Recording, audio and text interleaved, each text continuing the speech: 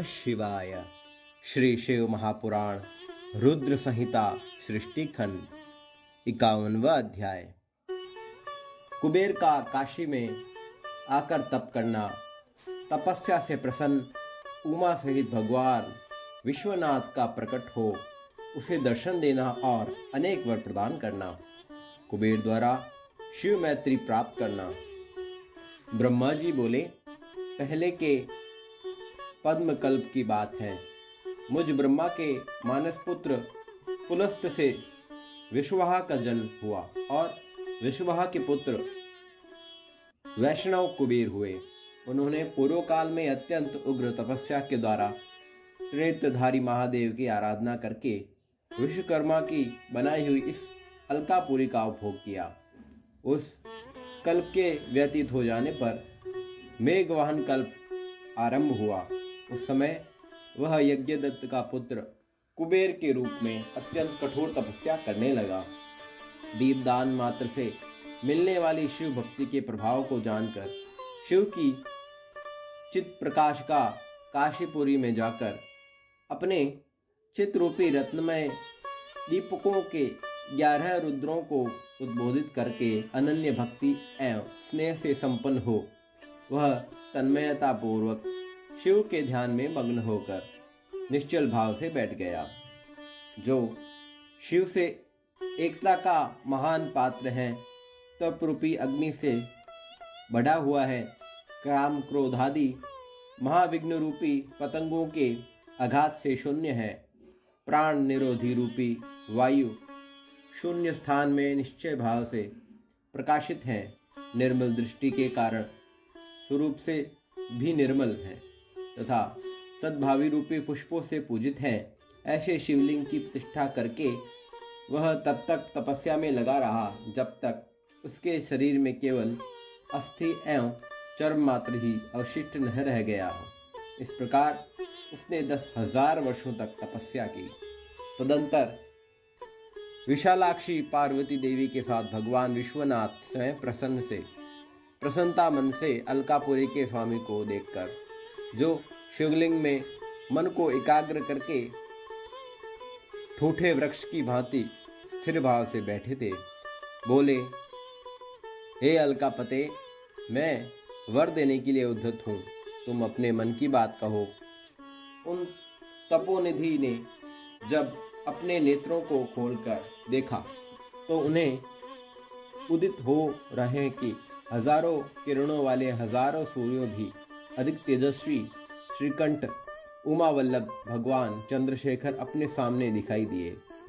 उसने तेज से प्रतिहत हुए तेज वाले कुबेर चौंधिया गए और अपने आंखों को बंद करके वे मन के लिए अगोचर देवेश्वर भगवान शंकर से कहने लगे, हे नाथ, अपने चरणों को देखने के लिए मुझे दृष्टि सामर्थ्य प्रदान करें।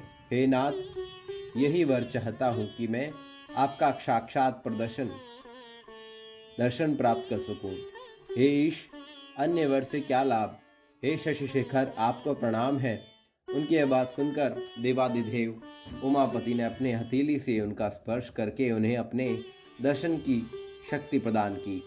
देखने की शक्ति मिल जाने पर यज्ञदत्त के उस पुत्र ने आंखें खोलकर पहले उमा की ओर देखना प्रारंभ किया और मन ही मन सोचने लगा, भगवान शंकर के समीप यह सर्वांग सुंदरी स्त्री कौन है? इसने मेरे तप से भी अधिक कौन सा तप किया है? यह रूप, यह प्रेम, यह सौभाग्य और यह असीम शोभा सभी अद्भुत हैं। वह ब्रह्मांड कुमार बार बार यही कहने लगा। बार बार यही कहता हुआ जब वह क्रूर दृष्टि से उनकी ओर देखने लगा, तब पार्वती देवी के अवलोकन से उनकी बाईं आंख फूट गई। तदंतर देवी पार्वती ने महादेव से कहा, हे प्रभु, यह दुष्ट तपस्वी बार बार मेरी ओर देखकर क्या बोल रहा है? आप मेरी तपस्या के तेज को प्रकट कीजिए। यह पुनः अपने दाहिने नेत्र से बार बार मुझे देख रहा था। निश्चित ही यह मेरे रूप, प्रेम और सौंदर्य की संपदा से ईर्ष्या करने वाला है। देवी की बात सुनकर भगवान शिव ने हंसते हुए उनसे कहा, हे उमे, यह तुम्हारा पुत्र है। यह तुम्हें क्रोध दृष्टि से नहीं देख रहा है, अपितु तुम्हारी तप संपत्ति का वर्णन कर रहा है।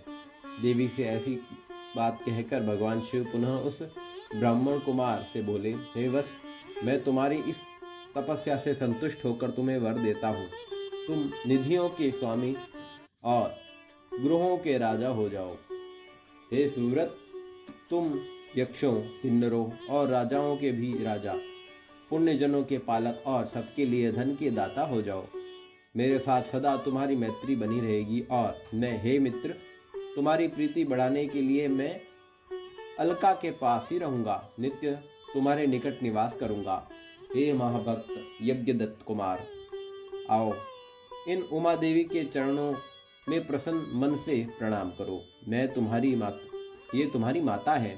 ब्रह्मा जी बोले, हे नारद, इस प्रकार वर देकर भगवान शिव ने देवी पार्वती से पुनः कहा, हे देवेश्वरी तपस्विनी, पुत्र पर कृपा करो, यह तुम्हारा पुत्र है। भगवान शंकर का यह कथन सुनकर जगदम्बा पार्वती अति प्रसन्नता चित्त से उस यज्ञदत्त कुमार से कहने लगी। देवी बोली, हे वत्स, भगवान शिव में तुम्हारी सदा निर्मल भक्ति बनी रहे। तुम्हारी बाईं आंख तो फूट ही गई, इसलिए एक ही पिंगल नेत्र से युक्त रहो। महादेव जी ने तुम्हें जो वर दिए हैं, ये सब उसी रूप में तुम्हें सुलभ हो। हे पुत्र, मेरे रूप के प्रति ईर्ष्या करने के कारण तुम्हें कुबेर नाम से प्रसिद्ध हो जाओ। इस प्रकार कुबेर को वर देकर भगवान महेश्वर पार्वती देवी के साथ अपने विश्वेश्वर नामक धाम में चले गए।